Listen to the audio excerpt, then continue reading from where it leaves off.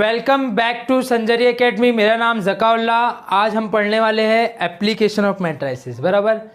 तो अब तक के हम लोग को जिसका इंतज़ार था, अच्छा इंतज़ार से गाना भी याद आ गया मुझे, जिसका मुझे था इंतज़ार वो घड़ी आ गई आ गई आ गई। तो स्टार्ट करते हैं एप्लीकेशन ऑफ मैट्रिसेस। ये बहुत देर से मैं बोल रहा था आप लोग को, ठीक है। एप्लीकेशन ऑफ मैट्रिसेस कहाँ यूज़ करना है, कैसे यूज़ करना है, तो आप लोग बहुत इंतज़ार करें। तो एक छोटा सी गाना गा दिया मैं, बहुत अच्छा गाना लगता है मुझे। तो स्टार्ट करते हैं एप्लीकेशन ऑफ मैट्रिसेस, ठीक है। एप्लीकेशन ऑफ मैट्रिसेस होता क्या है? देखो, एप्लीकेशन का मतलब क्या होता है सिस्टम से? एप्लीकेशन का मतलब होता है यूज़ करना। एप्लीकेशन का मतलब होता है यूज़ करना, यानी कि इस्तेमाल कहाँ होगा डे टू डे लाइफ में, कहाँ यूज़ करना है, कहाँ नहीं करना है, कैसे यूज़ करना है, कौन सी सिचुएशन पे यूज़ करना है, और क्यों इन्वर्स फाइंड करें, क्यों हम पढ़ाई कर रहे हैं, ये पूरा हमें सिस्टम्स हमें बताएगा, ठीक है। एप्लीकेशन ऑफ मैट्रिसेस, मैट्रिसेस या मैट्रिक्स भी बोल सकते हैं, मैट्रिसेस भी बोल सकते हैं, ठीक है। अब इधर ध्यान देखिए, ये जो मैट्रिसेस है किसके ऊपर डिपेंड है? Linear equation in two variable के सिस्टम्स को सॉल्व करता है। What is linear equation in two variable? आप लोग 10th में पढ़े होंगे। क्या होता है linear equation? Linear equation in two variable, ठीक है। ये आप लोग 10th में पढ़े थे। Linear equation in two variable क्या होता है? The general form of linear equation in two variable is ax plus by is equal to c. ABC is a real number if and only if a and b is not equal to 0, then we say that it is a linear equation in two variable. Clear? ठीक है। यानी कि मैं ये बोलना चाह रहा हूँ ए और बी की वैल्यू 0 नहीं रहेगी और ए बी सी कोई भी नंबर हो सकता है। तो लीनियर का मतलब क्या होता है? लीनियर मतलब उसके ऊपर पावर कितना है? 1 1 होना चाहिए, बराबर। तो मैट्रिसेस क्या करता है? Matrices linear equation in two variable के सिस्टम्स को क्या करता है? सॉल्व करता है। मैं टू इन इक्वेशन 2 नहीं बोल सकता, 3 को भी सॉल्व कर सकता है, 4 को भी सॉल्व कर सकता है, 5 को भी सॉल्व कर सकता है। यानी कि इन शॉर्ट मैं ये बोलना चाह रहा हूँ कि लीनियर जो सिस्टम्स होता है इस तरीके की, या 2 वेरिएबल होगा, 3 वेरिएबल होगा, 4 वेरिएबल हो सकता है। आप लोग तो मैक्सिमम 3 तक दिया हुआ है, बराबर। अब इसका इस्तेमाल कहाँ करना है, कैसे करना है, हम इसके बारे में पूरा A to Z डिटेल के बारे में पढ़ने वाले। सबसे पहला मेथड है मेथड ऑफ इन्वर्जन। कौन सा मेथड है? मेथड ऑफ इन्वर्जन, ठीक है। 2 मेथड है इसके अंदर, 2 मेथड के बारे में हम लोग को स्टडी करना है। पहला है मेथड ऑफ इन्वर्जन में, मेथड ऑफ इन्वर्जन। दूसरा है, पहला मेथड, दूसरा मेथड है मेथड ऑफ रिडक्शन, ठीक है। ये 2 मेथड है, ठीक है। 2 मेथड क्या है? पहला मेथड क्या? Method of inversion, method of reduction, बराबर। देखो, ये बहुत ही ज़्यादा इंपॉर्टेंट टॉपिक है। इसमें से उठाते उठाते 4 मार्क के लिए फिक्स क्वेश्चन है। आप लोगों को मैं बताऊँगा कौन से क्वेश्चंस करना है और कैसे करना है। फिक्स क्वेश्चन है। देखो, इनवर्स तो फिक्स है, 101% फिक्स है। एडजॉइंट मेथड, एलिमेंट्री मेथड, ये 2 में से एक क्वेश्चन फिक्स है, लेकिन ज़्यादा चांसेस एडजॉइंट के रहते हैं। एडजॉइंट आएगा ही आएगा, आप लोग एक बार समझ लो, ठीक है। एक बार जहाँ समझेंगे पूरा क्वेश्चन वही रहेगा। अब मैं पर्टिकुलर एक क्वेश्चन आप लोग को नहीं बता सकता कि कौन सा क्वेश्चन आने वाला है, ठीक है। मेथड बता दिया, वो मेथड से आप लोग को सॉल्व करना है। एडजॉइंट मेथड आता ही आता है एग्जाम में, ठीक है। अगर आप लोग को एडजॉइंट भी दिया हुआ है और एलिमेंट्री ट्रांसफॉर्मेशन भी दिया हुआ है, तो आप लोग को कौन सा सॉल्व करना है? सबसे पहले एडजॉइंट सॉल्व करना है, क्योंकि एडजॉइंट्स में गलती होने के चांसेस कम है और एलिमेंट्री ट्रांसफॉर्मेशन में वक्त भी ज़्यादा लग सकता है, डिपेंडिंग ऑन योर माइंड। समझ में आ रहा? अगर आप लोग का माइंड अच्छा चल रहा है, सोचने की काबिलियत अच्छी है, बराबर कर रहे हो, तो आप लोग फटाक से एलिमेंट्री ट्रांसफॉर्मेशन भी कर सकते हैं। लेकिन एडजॉइंट में आप लोग को इतना सोचना नहीं, डायरेक्ट फॉर्मूला लगाना और सॉल्व करना है, बराबर। समझ में आ रहा है? अब मेथड ऑफ इन्वर्जन की बात करते हैं। देखो, सबसे पहले इसको समझने से पहले ये जो मैट्रिसेस है एप्लीकेशन का, जैसे लीनियर इक्वेशन टू वेरिएबल का एक जनरल इक्वेशन ले लेता हूँ मैं, a1x plus b1y is equal to c1। General ले लिया, मतलब a1 b1 c1 कोई भी नंबर हो सकता है। फिर मैंने ले लिया a2x plus b2y is equal to c2, बराबर। दिख रहा है? समझ में आ रहा है? अभी तो ध्यान देंगे, ये जो लिख रहा हूँ मैं, ये मैट्रिक्स के फॉर्म में लिख रहा हूँ। a1 b1 a2 b2, और ये जो x और y दिख रहा है ना, x और y, इसको मैंने ऐसे लिखा x और y इज इक्वल टू, ऐसा लिख दिया c1 और c2, बराबर। ये कौन सा, ये जो सिस्टम्स है लीनियर इक्वेशन टू वेरिएबल, आप लोग 10th में पढ़े होंगे। 5x + 2y = 10, 3x + 2y = 2।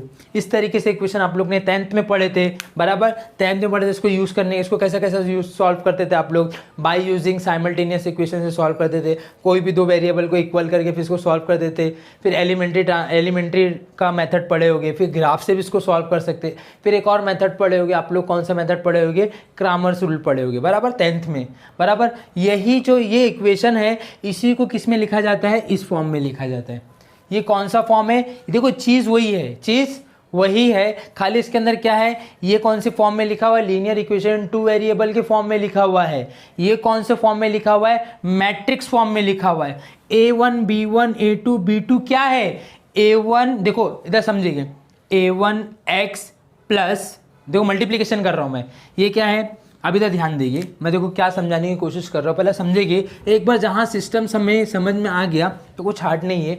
ये जैसे कि फॉर एग्जांपल मेरे पास मैट्राइसेस था, क्या था बोले तो A1 B1 A2 B2, बराबर, और ये क्या था मेरे पास x y, और इधर क्या था मेरे पास कांस्टेंट C1 और C2। सर ये था तो ये आपने बना दिए, ऐसा रहेगा तो क्या हम वैसा बना सकते हैं क्या, सिंपल। देखो कैसा बनाना पड़ता है, इन दोनों के बीच में क्या बेटा, मल्टीप्लिकेशन है, बराबर।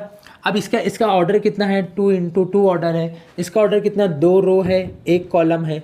इसमें कितना है, 2 रो है 1 कॉलम है। पहले हमें चेक करेंगे कि इसका मल्टीप्लिकेशन अलाउ करता है या नहीं अलाउ करता है। देखो इसका क्या है, पहले मैट्रिक्स का कॉलम और दूसरे मैट्रिक्स का रो बराबर है, बराबर है या नहीं है, बराबर है, मतलब मैट्रिसेस एप्लीकेबल है। कौन से फॉर्म में लिखना पड़ेगा, 2 × 1 के फॉर्म में लिखना पड़ेगा। 2 × 1 यानी कि 2 रो लिखना पड़ेगा, एक कॉलम के फॉर्म में आएगा अपना मैट्रिक्स। तो कैसे अपन मल्टीप्लाई करते हैं, A1 कैसे मल्टीप्लाई करते हैं, ये पहले रो को पहले कॉलम से मल्टीप्लाई करते हैं।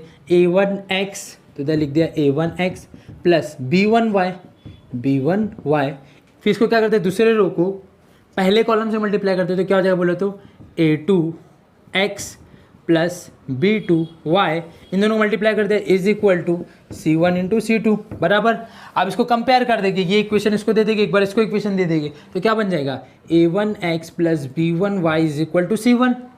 देखो ना, ये इसके इक्वल है ना, समझ में आ रहा है, बाय इक्वलिटी ऑफ मैट्रिक्स लगाएंगे तो क्या हो जाएगा, ये A2x प्लस B2y = C2, समझ में आ रहा है। यानी कि ये जो इक्वेशन है, अब तक हम लोग जो मैट्राइसेस पढ़ रहे थे वो क्या था, वो लीनियर इक्वेशन टू वेरिएबल था, खाली लैंग्वेज चेंज थी। क्या थी, लैंग्वेज चेंज थी। जिस तरीके से आप लोग लॉग और एंटी लॉग का सिस्टम से, उसी तरीके से इसमें भी सिस्टम से, ये कौन सी लैंग्वेज में लिखा गया, एक्चुअल में दोनों मैथमेटिकली लैंग्वेज है। ये कौन सी लैंग्वेज है, linear equation two variable equation की लैंग्वेज है, ये मैट्रिक्स की लैंग्वेज है। बोथ आर सेम, समझ में आ रहा है मैं क्या बताना चाह रहा, बोथ आर सेम। अभी इसका मतलब क्या है, ये क्या बताता है, कोएफिशिएंट ऑफ और इक्वेशन। ये A1 क्या है, कोएफिशिएंट ऑफ x, B1 क्या है, कोएफिशिएंट ऑफ y, A2 क्या है, A2 क्या कोएफिशिएंट ऑफ x, और B2 क्या है, कोएफिशिएंट ऑफ y। यानी कि मैं इसको बोल सकता ये जो ये मैट्रिक्स है अपना, वो क्या है, A है, मतलब क्या, कोएफिशिएंट है। क्या मान लिया इसको, कोएफिशिएंट है। और ये क्या बताता है, ये बताता है x बताता है, ये क्या, वेरिएबल है, वेरिएबल, तो इसको वेरिएबल x और y ऐसा नहीं लिखेंगे, इसको शॉर्ट में, ये भी मैट्रिक्स फॉर्म है, ये क्या है, मैट्रिक्स फॉर्म है। मैं इसको क्या कर रहा हूँ, जनरल फॉर्म में लिख रहा हूँ, शॉर्ट में, और शॉर्ट करना चाह रहा हूँ। ये A1 B1 A2 B2 जो है ना, उसको मैं, ये क्या है, मैट्रिक्स के फॉर्म में, यानी कि कोई पूछता है ये मैट्रिक्स क्या बताती है, तो आप लोग क्या बोलेंगे, लीनियर इक्वेशन की ये क्या है, कोएफिशिएंट है। क्या है, कोएफिशिएंट है। समझ में आ रहा है, A1 A2 A1 B1 A2 B2 क्या है, कोएफिशिएंट ऑफ इक्वेशन, इसको A बोल दिया। ये क्या है, x क्या है, वेरिएबल है, इसको क्या मान लिया, x एंड y को क्या मान लिया, कैपिटल X मान लिया, यानी कि वेरिएबल है। और इसको क्या मान लिया, ये कोई भी एक मैट्रिक्स का नाम दे दे, इसको मान लिया B मान लिया, तो क्या इक्वेशन बन गई, Ax = B। समझ में आ रहा है, ये क्या इक्वेशन बन गई अपनी, जो मैट्रिक्स के फॉर्म में रहता है वो इस फॉर्म में रहता है। समझ में आ रहा है। कोई पूछता है A क्या है, तो A ये मैट्रिक्स है, B क्या है मेरे पास, ये कांस्टेंट वाली है, और x क्या है, वेरिएबल है, बराबर। समझ में आ रहा है। अभी सिस्टम को समझेंगे, अभी आप लोग इधर ध्यान दीजिए, इसको थोड़ा सी मैं रफ कर रहा हूँ, अभी इधर ध्यान दीजिए। मान लो सिस्टम को पहले समझो, ठीक है, दिख रहा है ना, अभी इधर ध्यान दीजिए। मैंने लिख दिया 3x + 2y = -10 और 5x + 2y = 10। ठीक है। अभी कौन से फॉर्म में लिखा हुआ है, कौन से मतलब लैंग्वेज में लिखा हुआ है, ये कौन सी लैंग्वेज में लिखा हुआ है आप लोग को, लीनियर इक्वेशन टू वेरिएबल के फॉर्म में लिखा हुआ है, बराबर। मैं अगर इसको बोलता आप लोग को मैट्रिक्स फॉर्म में लिखो तो कैसे लिखेंगे, तो आप लोग बोलेंगे सर इसको इस तरीके से बनाना पड़ेगा, इधर आएगा 3, इधर आएगा 2, इधर आएगा 5, इधर आएगा 2, बराबर। एक्स वेरिएबल, एक्स मतलब क्या, वेरिएबल है, वेरिएबल का नाम लिख दो एक्स और वाई। अगर वेरिएबल पी और एम रहेगा तो पी और एम लिखेंगे, के और पी रहेगा तो के और पी लिखिए। डिपेंड करता है वेरिएबल कौन सा है, ज़रूरी नहीं कि एक्स और वाई ही आएगा, समझ में आ रहा है। अभी मैट्रिक्स का नाम क्या है, C1 C2, तो इधर लिख दो, इसको इस साइड लिखना पड़े अपने को -10 और 10। तो ये चीज़ और ये चीज़ कोई अलग नहीं है, ये कौन सी लैंग्वेज में लिखा गया, linear equation in two variable के फॉर्म में लिखा गया है और ये मैट्रिक्स फॉर्म है। समझा मैंने क्या बोला। तो मेथड ऑफ इन्वर्जन क्या बोलता है, मेथड ऑफ इन्वर्जन को जो सब सॉल्व करते तो इस फॉर्म में लेके सॉल्व करते, कि कौन से लेके सॉल्व करते, इस फॉर्म में लेते हैं। तो मेथड ऑफ इन्वर्जन को सॉल्व करने से पहले सबसे पहली चीज़ अभी ध्यान देंगे, हाँ, यानी कि अपने को एक चीज़ मालूम पड़ गई, एक चीज़ अपने को मालूम पड़ गई, जो मैट्रिक्स फॉर्म रहता है कौन से फॉर्म में लिखा जाता है, A x is equal to B. समझ में आ रहा है, आप लोग कुछ भी बोल सकते हैं ए और बी के जगह पे, लेकिन मैं ए इसलिए बोल रहा हूँ कि लेंथ से, ठीक है। ए मतलब coefficient of a equation, x क्या है वेरिएबल ऑफ अ इक्वेशन, और बी क्या है कांस्टेंट जो इज इक्वल टू के इस साइड रहता है, बराबर। समझ में आ गया ये। अब मेथड ऑफ इन्वर्जन क्या बोलता है, सबसे पहला स्टेप्स क्या है उसका, देखो एकदम सिंपल है, ठीक है। अब उसने क्या बताया था, पहला फॉर्मूला क्या बताया था उसने, कि अगर मुझे सॉल्व करना मेथड ऑफ इन्वर्जन में स्टेप 1 है, स्टेप नंबर 1 क्या बोलता है, x is equal to A inverse b। इसको सॉल्व कर दो, मैं मिल जाऊंगा। मेथड ऑफ इन्वर्जन बस इतना ही बोलता है। मेथड ऑफ इन्वर्जन क्या बोलता है कि x मतलब क्या वेरिएबल, b मतलब क्या कांस्टेंट, यानी कि ये वाली वैल्यू। समझ में आ रहा है मैं क्या बताना चाह रहा हूँ। x जब भी लिखो तो समझ जाना मैं इक्वेशन की बात कर रहा हूँ, x और y की बात कर रहा हूँ, और b मतलब क्या है अपना कांस्टेंट है। लेकिन इन्वर्स मालूम है क्या, तो हमें इन्वर्स फाइंड करना पड़ेगा बेटा, ठीक है। इन्वर्स, अब ये ए इन्वर्स फाइंड करना है, हमें क्या फाइंड करना है, ए इन्वर्स फाइंड करना है। ए इन्वर्स के 2 मेथड बताया था मैंने, कौन सा मेथड बताया था, एडजॉइंट मेथड। अरे हाँ या नहीं, यही बताया था आप लोग को, कुछ है नहीं, खाली आप लोगों को क्या करना, थोड़ा सिस्टम से लिखना है, वही है मेथड ऑफ इन्वर्जन। कुछ भी नहीं, जितना भी अभी तक मैंने पढ़ाया हूँ पूरा वही है, पूरा A to Z वही है, खाली सिस्टम को समझो। अब इधर ध्यान देंगे, x तो अपने को सवाल में मिल जाएगा, b भी मिल जाएगा, बराबर। दिख रहा है कि नहीं, x अपने को सवाल में मिल जाएगा, मिलना क्या, जो भी वेरिएबल रहेगा वही रहेगा, बराबर। और b भी अपने को मिल जाएगा, जो भी कांस्टेंट रहेगा। बस मसला उठता है ये a इन्वर्स का। a इन्वर्स को फाइंड करने के 2 मेथड है, एडजॉइंट मेथड है और दूसरा कौन सा है, एलिमेंट्री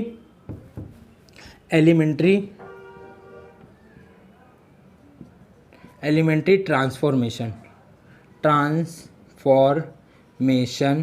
मेथड, बराबर।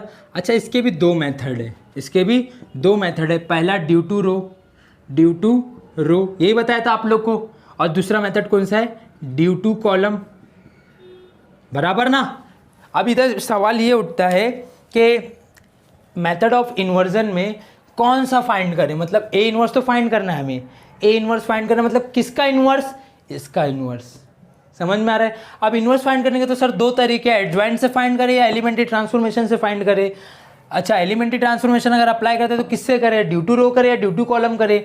तो मैं आप लोग को सजेस्ट करूंगा दोनों में से कोई भी मेथड लगा सकते हैं, क्योंकि इसके अंदर कोई कमांड नहीं है। समझ में आ रहा है। आप लोग चाहे तो एडजॉइंट भी लगा सकते हैं ये ए इनवर्स फाइंड करने के लिए, या तो एलिमेंट्री ट्रांसफॉर्मेशन भी लगा सकते हैं। एलिमेंट्री ट्रांसफॉर्मेशन में भी ड्यू टू रो भी लगा सकते हैं, ड्यू टू कॉलम भी लगा सकते हैं। समझ में आ रहा है मैं क्या बोलने की कोशिश कर रहा हूं। यानी कि मैं आप लोग को ये सजेस्ट करूंगा कि एडजॉइंट से फाइंड करो। किससे फाइंड करो, क्योंकि एडजॉइंट में अपने को सोचना नहीं है, डायरेक्ट माइनर निकालना है, कोफैक्टर निकालना है। समझ में आ रहा है। माइनर निकाल दिए, कोफैक्टर निकाल दिए, कोफैक्टर निकालने के बाद उसको ट्रांसपोर्ट ऑफ कोफैक्टर कर दिए, फॉर्मूला लगा दिया एडजॉइंट का। एडजॉइंट का फॉर्मूला क्या होता है, adjoint is A inverse is equal to 1/mod A adjoint of A. ये फॉर्मूला लगा दे, सिंपल, इसमें फटाफट अपना हाथ चलेगा। लेकिन अगर ये वाला अगर आप लोग चूज करते हो, अगर ये वाला चूज करते हो तो आप लोग को प्रैक्टिस काफ़ी होनी चाहिए। अगर प्रैक्टिस अच्छी है, आप लोग को ऐसा फील होता है नहीं यार मैं एडजॉइंट से बेटर ये कर सकता हूँ,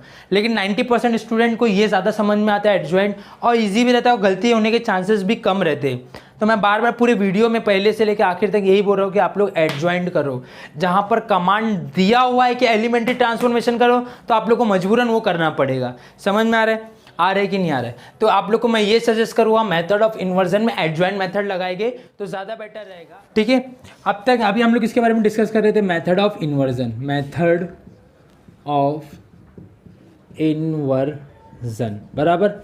मेथड ऑफ इन्वर्जन में स्टेप 1 मैंने क्या बताया था? स्टेप नंबर 1 ये बताया था x is equal to A inverse B बराबर। ए इनवर्स बी बताया था बराबर ना। ये फॉर्मूला बोल दो या रिलेशन बोल दो, आप लोग को जो बोलना है बोल दो। और इसको ए इनवर्स फाइंड करने के 2 तरीका मैं बताया था, जब से सारी वीडियो में यही बता रहा हूँ। ए इनवर्स कैसा फाइंड करते हैं, क्या तरीका है, पूरा A to Z डिटेल में ए इनवर्स बता चुका हूँ। अगर नहीं है तो आप लोग पहले की वीडियो मेरी वॉच करो, तभी आप लोग को ज़्यादा समझ में आएगा। ठीक है, सबसे पहली चीज़ ए इनवर्स फाइंड करने के 2 तरीके हमें भी मालूम पड़ गया कि एडजॉइंट मेथड है और एलिमेंट्री ट्रांसफॉर्मेशन मेथड है बराबर। अब इधर ध्यान देखिए, अगर सवाल कुछ इस तरीके से देता है 2x plus 3y 2x plus 3y is equal to 7 और 5x plus 3y is equal to 2, और उसको बोलते हैं solve the following equation by using method of inversion. इस तरीके से क्वेश्चन आएगा, आप लोग को 2 क्वेश्चन दिया रहेगा।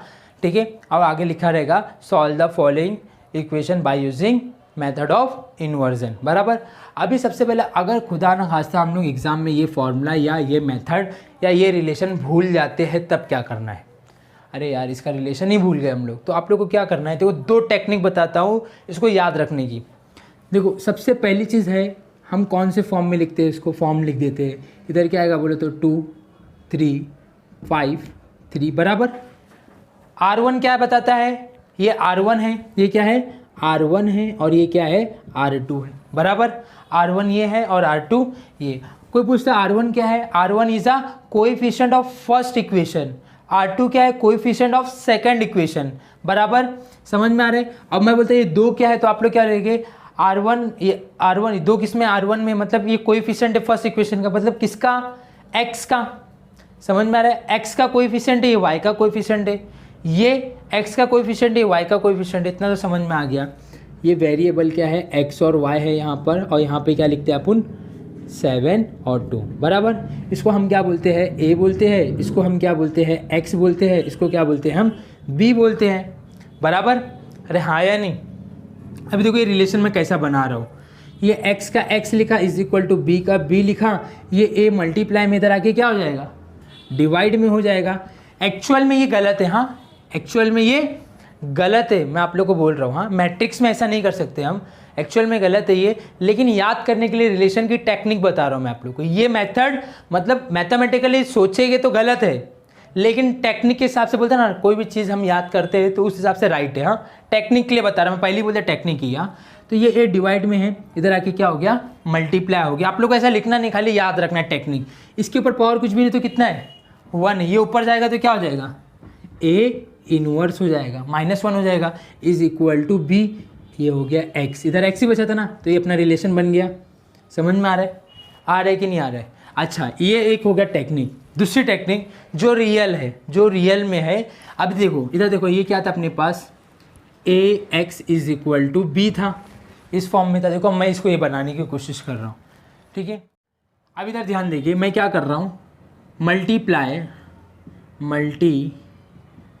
Bye A inverse on both side.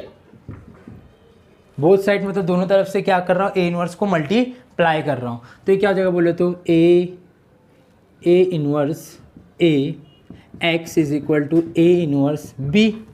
समझ में आ रहा है कि नहीं आ रहा है? आ रहा है कि नहीं आ रहा है? बराबर। अच्छा, ए इनवर्स आई क्या होता है? ए इनवर्स ए क्या होता है? आई होता है। क्या होता है? आई होता है। आई मतलब क्या होता है? Identity matrix. आइडेंटिटी मैट्रिक्स किसके इक्वल होता है? ए इनवर्स के क्या होता है? इक्वल होता है बराबर। तो ए इनवर्स की जगह पे क्या लिख दिया? आई लिख दिया, और ये क्या हो गया? एक्स। ये क्या हो जाएगा? ए इनवर्स, ये क्या हो गया? बी हो गया। और आई क्या है? आइडेंटिटी मैट्रिक्स है। जैसे आइडेंटिटी मैट्रिक्स आता है तो उसको क्या करते हैं? रिड्यूस कर देते हैं। तो क्या बन जाएगा? X is equal to A inverse B हो जाएगा। ये खाली टेक्निक है आप लोग को याद करने की, लेकिन मैं आप लोग को यही सजेस्ट करूंगा कि आप लोग एग्जाम देने जा रहे हो तो उसको परफेक्ट याद करते हुए जाओ कि इन्वर्जन मेथड में कौन सा फॉर्मूला लगेगा, कौन सा रिलेशन लगेगा, x is equal to A inverse B लगेगा, बराबर।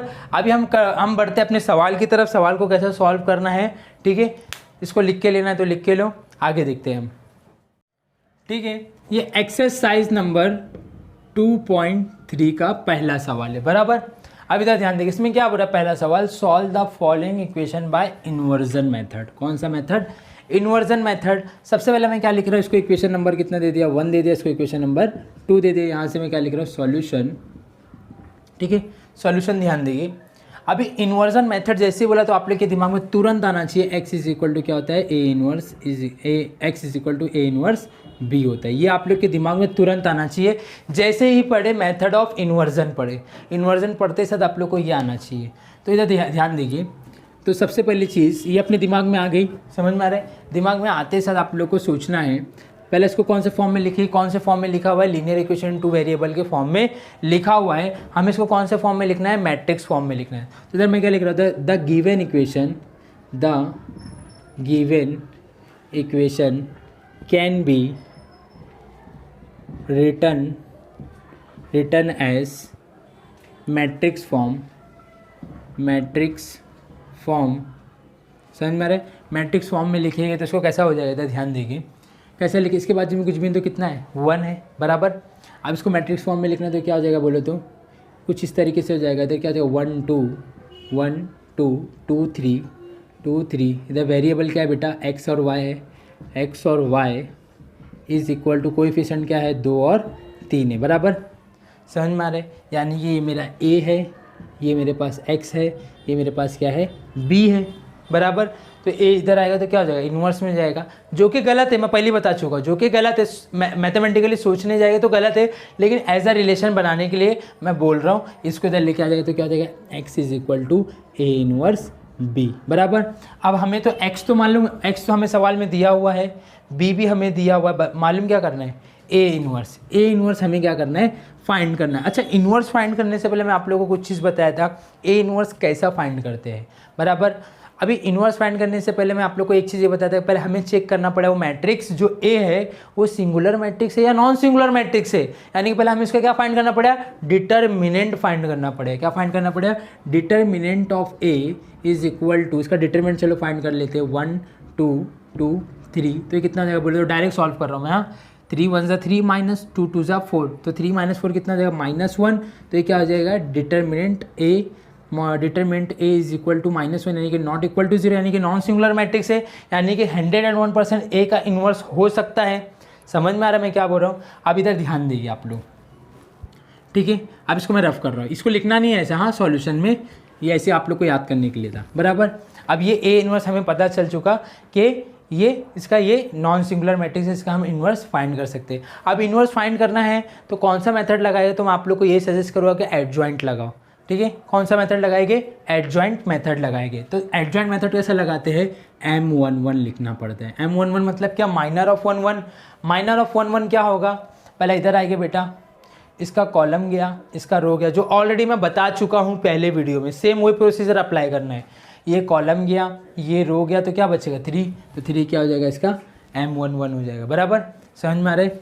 फिर इसके बाद क्या हो जाएगा, M12 मतलब क्या, फर्स्ट रो सेकंड कॉलम, इसका कॉलम गया, इसका रो गया, तो क्या बचा, 2 बचा, तो इधर आ गया है 2 आ गया। फिर इसके बाद क्या निकालना पड़ेगा, 2 1 मतलब क्या, सेकंड रो फर्स्ट कॉलम ये है, रो गया, कॉलम गया, तो क्या हो गया, 2 हो गया। फिर इसके बाद क्या निकालना पड़ेगा, M22 मतलब क्या, सेकंड रो सेकंड कॉलम, 3 ये गया, तो इसका माइनर क्या हो जाएगा, 1 हो जाएगा। मैं आप लोग को बताया था इसका माइनर ये होता है, इसका माइनर ये होता है। देखो 3 का माइनर 1, देखो 3 का माइनर कितना है, 3 का माइनर कितना है, इसका देखो, इसका माइनर कितना आया, 1 आया, इसका माइनर 1 आया, इसका माइनर 3 आया। गौर से ध्यान देखिए, इसका माइनर ये आया, इसका माइनर ये आया, देख सकते हैं आप लोग, बराबर। अभी हम लोग ने माइनर निकाल दिया, अभी कोफैक्टर निकालना। कोफैक्टर निकालने का तरीका क्या बताया था मैंने, सी बताया था, सी भी इस्तेमाल कर सकते हैं, ए भी इस्तेमाल कर सकते हैं, कुछ भी इस्तेमाल कर सकते हैं, ए भी लिख दूँ, ठीक है। A11 कैसे निकालेंगे, -1 का पावर 1 क्या हो जाएगा, 1 + 1 मल्टीप्लाई बाय M11, बराबर। समझ में आ रहा है। अभी क्या हो जाएगा बेटा, -1 का पावर 1 और 1 कितना हो जाएगा 2 हो जाएगा, समझ में आ रहा है। मल्टीप्लाई बाय M11 की वैल्यू कितनी है 3 है, तो यहाँ पे कितना लिखा मैंने 3 लिखा। ठीक है बेटा, अब इधर ध्यान देंगे, -1 का पावर 1 और 1 कितना हो जाएगा 2 हो जाए, तो -1 का पावर 2 मल्टीप्लाई बाय M11 की वैल्यू कितनी है 3 है, तो यहाँ पे कितना आ गया 3 आ गया। अब नेगेटिव नंबर का पावर और इवन नंबर है तो मतलब पॉजिटिव रहेगा, +1, और क्या 3 1 जा 3 आ गया, तो इधर कितना लिख गया मैं 3 लिख दिया, तो A11 की वैल्यू कितनी मिल गई 3 मिल गई, बराबर। समझ में आ रहा है। अब अपने को क्या निकालना पड़ेगा, A12 निकालना पड़ेगा। A12 मतलब क्या, -1 का पावर 1 + 2 मल्टीप्लाई बाय M12 बराबर -1 का पावर 2 और 1 कितना हो जाएगा 3 हो जाएगा, मल्टीप्लाई बाय M12 की वैल्यू कितनी है 2 है, समझ में आ रहा है। अभी कितना हो जाएगा दिख रहा है, समझ में आ रहा है। अब -1 का पावर ऑड नंबर है, समझ में आ रहा है। अब ऑड नंबर रहता है नेगेटिव बेस का, तो क्या नेगेटिव में आंसर आता है, तो -1 हो जाएगा, -1 को 2 से मल्टीप्लाई करें तो कितना आएगा -2 आएगा, ये क्या निकल गया A12 निकल गया, बराबर। समझ में आ रहा है कि नहीं आ रहा। अभी तक ध्यान देखिए, फिर हमें क्या निकालना पड़ेगा A21 कैसे निकालेगा, -1 का पावर 2 + 1, ठीक है।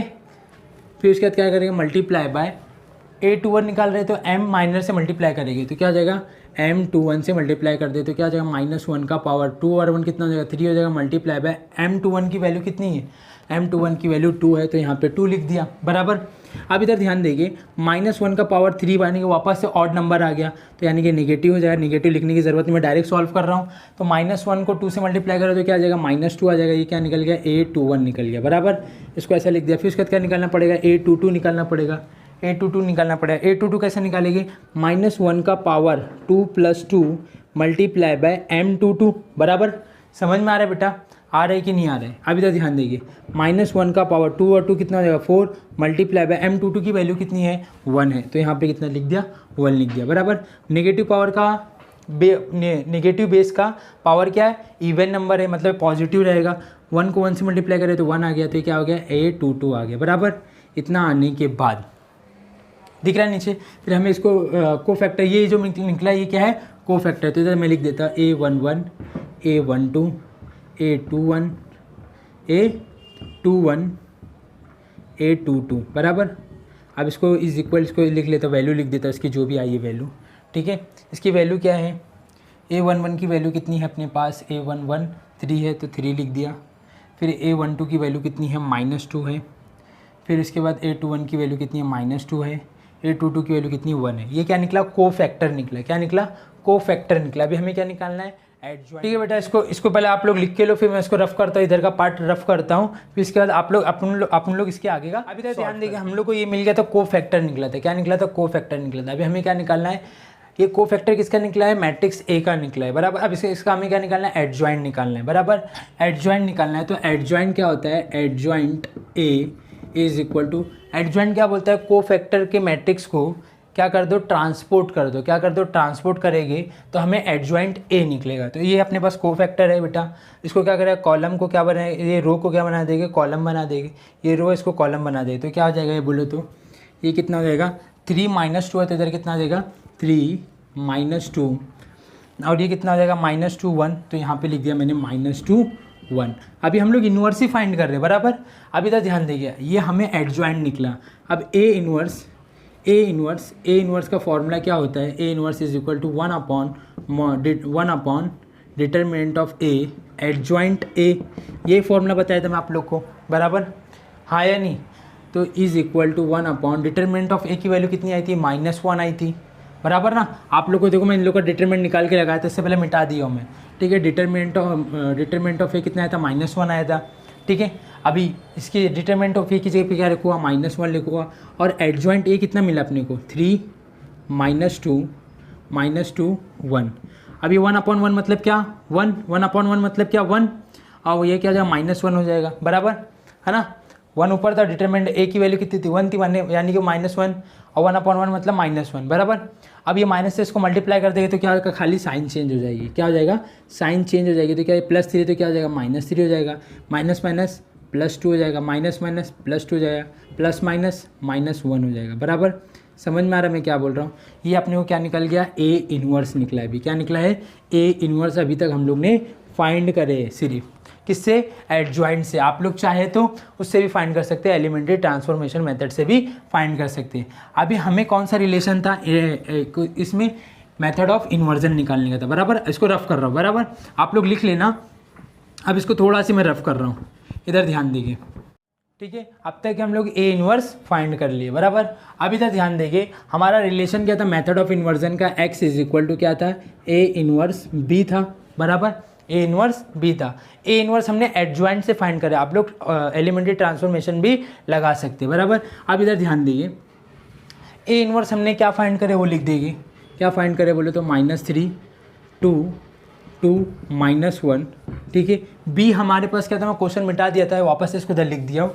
बी हमारे पास क्या बोल दो, बी मतलब क्या, ये कांस्टेंट नंबर, तो क्या है हमारे पास बी क्या है 2 3, बराबर। अब इन दोनों के बीच में क्या बेटा, मल्टीप्लिकेशन है, समझ में आ रहा है। मल्टीप्लिकेशन हमें पहले चेक करना पड़ा, मल्टीप्लिकेशन कर सकते हैं या नहीं कर सकते। तो इसके अंदर पहले में कितना रो है, कितना ऑर्डर लिखेगा, इसका 2 × 2 के फॉर्म में है, और इसमें कितना बोले तो 2 रो है, 1 कॉलम है, मतलब पहली मैट्रिक्स का कॉलम और दूसरी मैट्रिक्स का पहली मैट्रिक्स का कॉलम और दूसरी मैट्रिक्स का रो इक्वल है ये दोनों, तो मतलब मल्टीप्लिकेशन अलाउ कर सकते हैं। तो कौन से फॉर्म में लिखेंगे इसको, एक्चुअल में 2 × 1 के फॉर्म में लिखे, 2 रो रहेगा 1 कॉलम रहेगा, बराबर, समझ में आ गया। अब इसको मल्टीप्लाई करना है, पहले कॉलम को पहले रो को इससे मल्टीप्लाई करेंगे तो क्या हो जाएगा, 3 को 2 से मल्टीप्लाई करें तो क्या 3 2 जाए -3, एक्चुअल में क्या है -3, -3 को 2 से मल्टीप्लाई करो तो कितना रहेगा -6, फिर प्लस 2 3 जा 6, बराबर।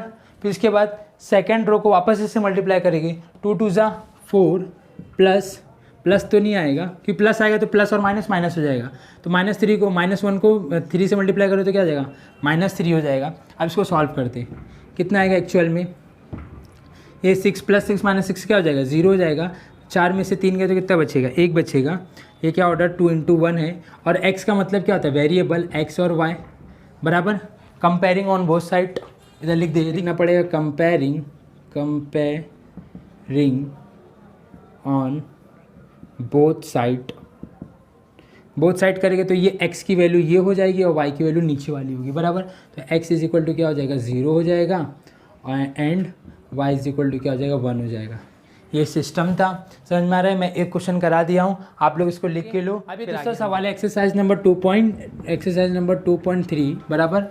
अब इधर ध्यान देंगे, क्या बोल रहा है, solve the following equation by inversion method. कौन सा मेथड, इन्वर्जन मेथड। जैसे इन्वर्जन मेथड बोला तो आप लोग के दिमाग में तुरंत आना चाहिए क्या, x = A इन्वर्स B आना चाहिए तुरंत। जैसे ही ये पढ़े तो आप लोग को माइंड में आ जाना चाहिए x = A इन्वर्स B होता है, बराबर। अभी अच्छा, इसको कौन से फॉर्म में लिखेगी, सबसे पहले मैं क्या लिख दिया, सॉल्यूशन, यहाँ पे लिखना भूल गया था। The equation can be written as in the matrix form, आप लोग लिख देना, क्योंकि जगह बहुत कम पड़ती है मुझे, तो आप लोग थोड़ा एडजस्ट करके लो। जैसे पहला क्वेश्चन मैंने कराया फॉर्मेट में, उसी फॉर्मेट में लिखने का, वो लाइन मैं नहीं लिखा रहा क्योंकि अपनी वो जगह अच्छी मिल जाएगी, ठीक है। वो लाइन लिखना पड़ेगा आप लोग को, ठीक है। अब इधर ध्यान देखिए, सबसे पहले मैं मैट्रिक्स फॉर्म में इसको डायरेक्ट लिख रहा हूँ, ठीक है। क्या हो जाएगा बोले तो बेटा, इसके बाजू में कुछ भी तो 1 है, इसके बाजू में कुछ भी तो 1 है, तो क्या हो जाएगा 1 1 1 1 2, साइन के साथ लिखना पड़ता है बेटा, हाँ -1 इस, और ये क्या हो जाएगा, वेरिएबल क्या है इसके अंदर x और y है, और ये क्या है इधर क्या आ जाएगा 4 और 5 आ जाएगा। समझ में आ रहा है मैं क्या बोल रहा हूँ, इधर क्या आ जाएगा 4 और इधर क्या आ जाएगा 5। ये क्या है मेरे पास x है, a है, ये मेरे पास x है, और ये क्या है मेरे पास b है। समझ में आ रहा है। अब मुझे क्या निकालना है, हाँ, इन्वर्जन मेथड में क्या होता है, x रिलेशन क्या होता है, ये a इधर आएगा तो इन्वर्स हो जाएगा, a इन्वर्स b हो जाएगा, बराबर। समझ में आ रहा है कि नहीं आ रहा है। अब हमें इन्वर्स फाइंड करना है, क्या फाइंड करना है, इन्वर्स फाइंड करना है। किसका इन्वर्स फाइंड करना है, a का इन्वर्स फाइंड करना है। समझ में आ रहा है। इन्वर्स फाइंड करने से पहले हमें डिटरमिनेंट ऑफ a निकालना पड़ेगा। समझ में आ रहा है। डिटरमिनेंट ऑफ a क्या हो जाएगा बोले तो 1 1 2 -1, इसको डायरेक्ट सॉल्व करें तो क्या हो जाएगा बोले तो -1 को 1 से मल्टीप्लाई करें तो -1 -2 1 = 2 -2 और -1 कितना हो जाएगा -3 हो जाएगा। यानी कि डिटरमिनेंट ऑफ a कितना मिल गया, -3 हो गया। यानी कि नॉन सिंगुलर मैट्रिक्स है, ये कितना आया, डिटरमिनेंट ये कितना है -3 आया, बराबर। फिर हमें क्या निकालना पड़ता है बेटा, माइनर निकालना पड़ता है। तो क्या हो जाएगा बोले तो M11 क्या होगा, M11 बोले तो ये इसका रो गया, इसका कॉलम गया, तो क्या हो जाएगा -1। M12 बोले तो ये फर्स्ट रो सेकंड कॉलम, ये गया तो क्या हो जाएगा 2। फिर M21 बोले तो सेकंड रो फर्स्ट कॉलम, ये रो गया, ये कॉलम गया, तो क्या बचा 1 बचा। फिर M22 क्या हो जाएगा, ये रो गया, ये कॉलम गया, तो क्या बचा 1 बचा। फिर हमें क्या निकालना पड़ेगा A11, A11 क्या हो जाएगा -1 का पावर 1 + 1 इंटू M11। थोड़ा फास्ट लेके चल रहा हूँ क्योंकि ऑलरेडी पहले सवाल में बहुत स्लो कराया था, ये थोड़ा क्वेश्चन को मैं फास्ट लेके जा रहा हूँ, आप लोग थोड़ा कैचअप करो। -1 का पावर 1 और 1 कितना हो जाएगा 2 हो जाएगा, और ये क्या M11 इधर कितना हो जाएगा -1 का पावर, ये कितना है 2 हो जाएगा, मल्टीप्लाई बाय M11 की वैल्यू कितनी है -1 है, बराबर।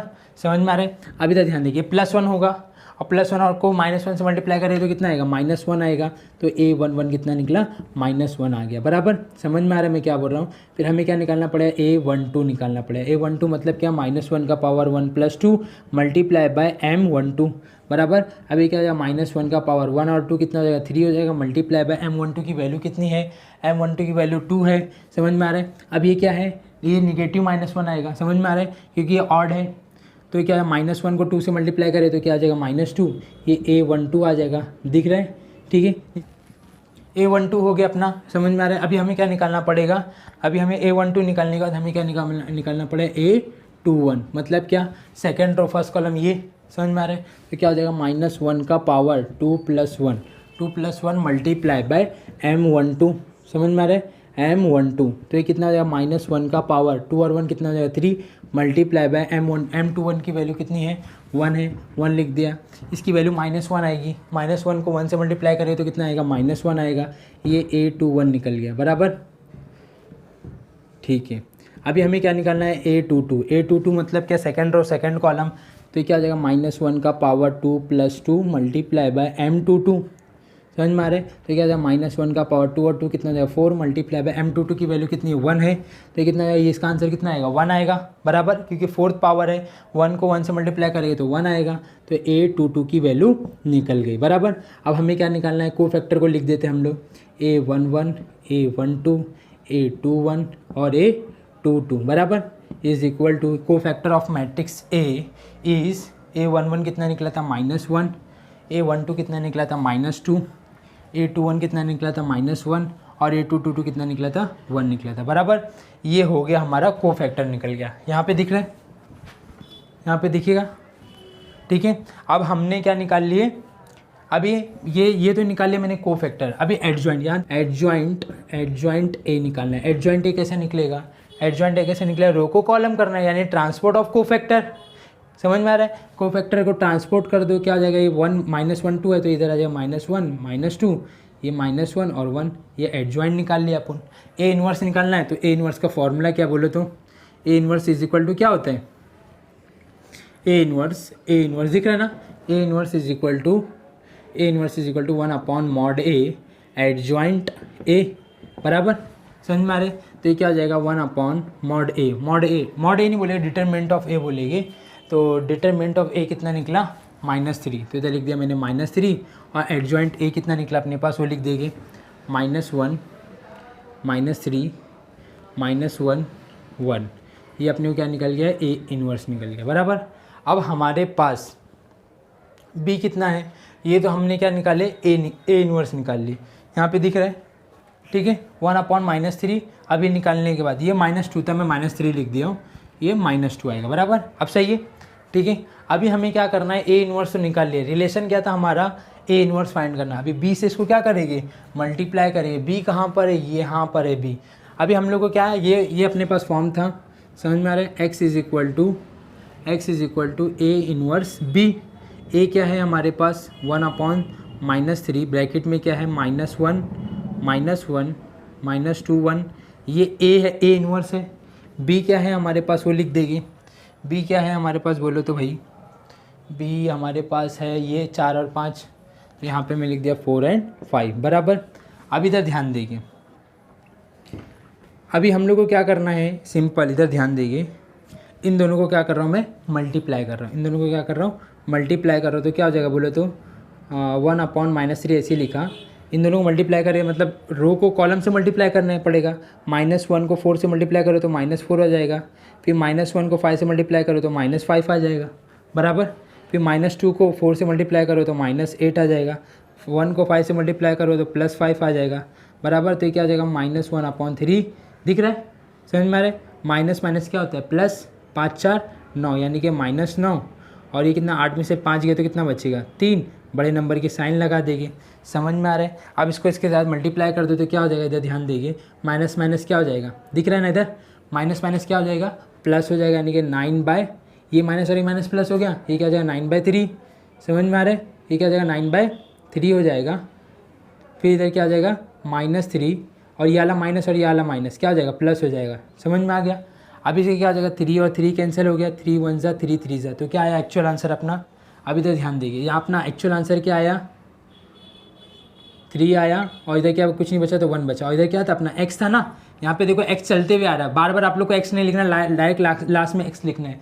ठीक है, ये अपना x आया। अब आप लोग को क्या करना है, सिंपल, अभी आप लोग को क्या करना है, इधर ध्यान देंगे, देखो ये अपने पास x आया, तो x की जगह पे मैं लिख सकता हूँ x, y is equal to, ये क्या आया 3 और 1 आया, बराबर। इधर लिखना पड़ेगा by comparing on both side, लिख लेंगे ये आप लोग, by comparing on both side. जगह कम है क्योंकि मेरे पास, मैं ऑलरेडी वो लाइन को गायब किया था, मैं सोच रहा हूँ कि एक ही में आज आप लोग को ज़्यादा समझ में आए। ठीक है, तो आप लोग को थोड़ा एडजस्टमेंट कर रहा हूँ मैं। इधर लिखना पड़ेगा by comparing on both side, तो x की वैल्यू कितनी हो जाएगी, 3 हो जाएगी, x इज़ इक्वल टू 3 हो जाएगा, दिख रहा है, और y इज़ इक्वल टू कितना हो जाएगा, 1 हो जाएगा। ये अपना क्या हो गया, फाइनल आंसर हो गया। ठीक है, समझ में आ रहा है? तो आप लोग करो इसको, कुछ हार्ड नहीं है। अगर एक चीज़ याद रखना, अगर आप लोग ए इनवर्स फाइंड कर रहे हैं, अगर ये 0 के इक्वल आया तो आगे हमें ये सब फाइंड करना पड़ता है क्या, नहीं फाइंड करना पड़ता। क्यों नहीं फाइंड कर सकते, क्योंकि ए इनवर्स का रूल क्या है, अगर ये सिंगुलर मैट्रिक्स आ गए तो ए इनवर्स फाइंड ही नहीं होगा। जब ए इनवर्स फाइंड नहीं होगा तो ये नहीं फाइंड होगा, जब ये नहीं फाइंड होगा तो एक्स और वाई कहाँ से निकलेगा। समझ में आ रहा है मैं क्या बोल रहा हूँ? इसको लिख के लो, फिर आगे क्वेश्चन हम देखते हैं। ठीक है, एक्सरसाइज नंबर 2.3 का सवाल नंबर पहले का तीसरा सवाल, आखिरी क्वेश्चन है। ठीक है, अब इसको मैं मतलब इसको सॉल्व करना है रिडक्शन मेथड से, बराबर। अब मैं क्या लिख रहा हूँ, उसको मैट्रिक्स के फॉर्म में लिख रहा हूँ। चलो मैट्रिक्स के फॉर्म में लिख देते हैं, इसके बाजू में कुछ नहीं तो 1 है, तो क्या 2 6 1 3, इधर वेरिएबल क्या है x y is equal to इधर क्या है 8 5, बराबर।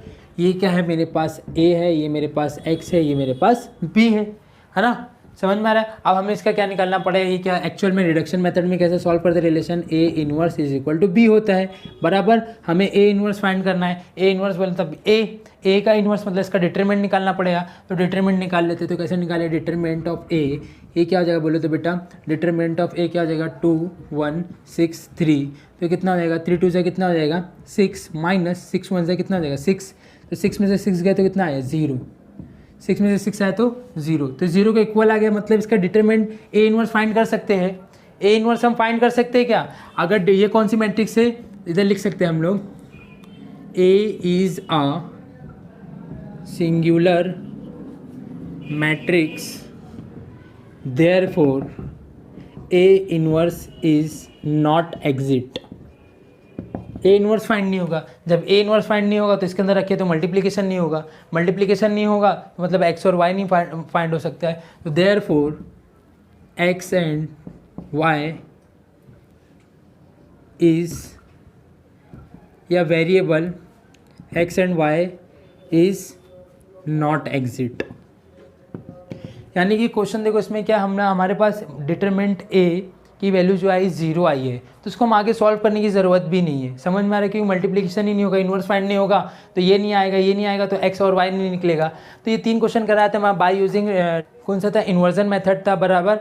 समझ में आ रहा है? इसके बाद हम लोग आगे पढ़ना है रिडक्शन मेथड, जो कि अभी न्यू सिलेबस के हिसाब से मतलब रिड्यूस है। समझ में आ रहा है? ये जो लॉकडाउन की वजह से आप लोग को रिड्यूस किया गया है, लेकिन मैं वो भी पढ़ाऊँगा क्योंकि आने वाले वक्त में आप लोग तो पढ़ के निकल जाएगा, आने वाले वक्त में जो नए बच्चे आएंगे उन लोग भी पढ़ सकते हैं। ठीक है, तो हमारा जो नेक्स्ट टॉपिक रहेगा वो रिडक्शन मेथड रहेगा।